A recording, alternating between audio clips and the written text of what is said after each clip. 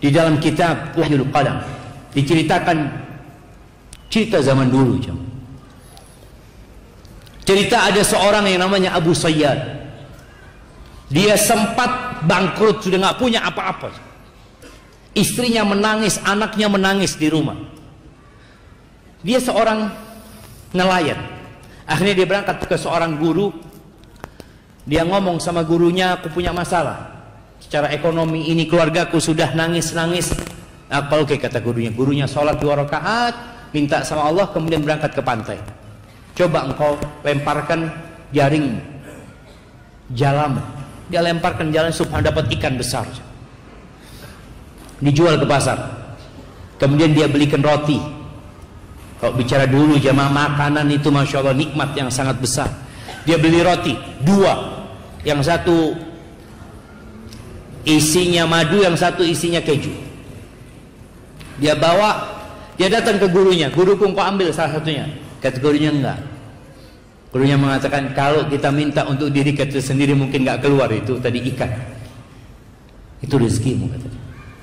Dia bawa pulang jamaah 2 roti ini. Di tengah jalan ada seorang perempuan bersama anak mengemis. Ngelihat orang ini bawa roti, didatengin.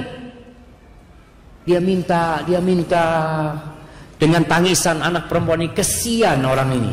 Dia ingat sama istri sama anaknya di rumah. Dia kasihkan roti itu dua-duanya. Lalu anak itu tersenyum jamaah. Senang dia makan dengan lahapnya. Yang Abu Sayyad pusing, nggak berani pulang ke rumah. Dia akhirnya berangkat ke pasar. Mungkin ada yang bisa dia kerjakan. Berusaha. Ketika dia jalan di pasar, tahu-tahu ada yang manggil-manggil. Man yadulluni ala Abi Sayyad. Siapa yang ngasih tahu aku Abu Sayyad, katanya. Abu Sayyad, kata dia. Kata orang-orang yang pasti, itu yang jalan tuh, kata dia. Dipanggil lah Abu Sayyad, kata dia. Ada apa engkau, kata dia. Dia cerita, aku punya utang sama bapak 30.000 dirham. Masya Allah, 30.000 dirham itu kira-kira 3.000 dinar. Dia bisa buat beli kambing 3.000 ekor. Kalau antum nggak kebayang tuh ya, 3.000 ekor kambing. Dikasih duitnya, dia ahli waris bapaknya sudah, dia terima duit itu, masya Allah, hidupnya makmur jemaah. Dia suka rajin sodakoh, sekali sodakoh 1.000 dirham dia jadi orang kaya Abu Sayyid. Subhanallah, tahu-tahu dia cerita, aku tertidur mimpi seakan-akan kiamat terjadi. Dipanggil Abu Sayyid, hadiri penimbangan amalan. Karena nanti akan ditimbang amalan tadi. Ketika ditimbang amalannya, timbangan pada hari kiamat itu jamaah ada 2 daunnya. Satu timbangan kebaikan, satu isinya dosa-dosa. Allah mengatakan fa amma man thaqulat mawazinuh fahuwa fi 'ishatir radiyah. Yang berat timbangan kebaikannya, maka dia akan berada di kehidupan yang baik. Ketika ditimbang itu lebih berat dosa-dosanya Abu Sayyid. Ketika dia seperti itu, protes Abu Sayyid, "Aina shadaqati?" Mana sedekah-sedekahku, kata dia. Karena dia orang kaya-kaya yang rajin sedekah jemaah. Oh iya, sedekahmu, datangkan sedekahnya. Datangkan 1.000 dirham, taruh di sana seperti kapas, ditaruh nggak bergerak.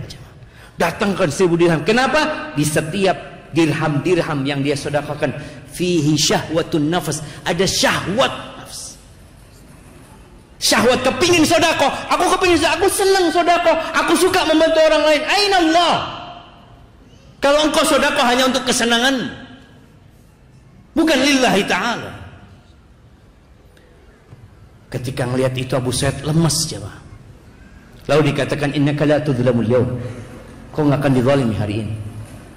Kata dia, masih ada amalanmu, kata dia. Apa lagi, kata? Ada 2 roti, kata dia. Kata Abu Sayyid, 1.000 dirham aja nggak ada. Beratnya apa artinya 2 roti itu? Ditaruh roti itu jemaah. Itu timbangan jadi sama jemaah. Dia lihat, ya Allah, kata dia. Bayangkan, sedekah yang sedikit, tapi ketika ikhlas lillahi ta'ala, yang nggak ada syahwatun nafs sama sekali di situ, jadi berat. Kemudian dia mulai optimis Abu Sayyid ini. Dan ada satu lagi amalan, senyuman perempuan, anak perempuan itu ketika engkau kasih roti. Tahu jemaah, di antara amalan yang paling dicintai Allah, sururun tudkhiluhu ila muslim. Amalan yang paling cinta Allah itu kegembiraan yang kau transfer kepada hati seorang muslim. Jadi senyumnya anak perempuan ini timbang. Ketika ditimbang jumplang itu jemaah. Berat amalan itu jemaah. Maka ketika beramal tolong sering kita bermuhasabah. Jangan sampai amal soleh kita ternyata nggak ada bobotnya pada hari kiamat.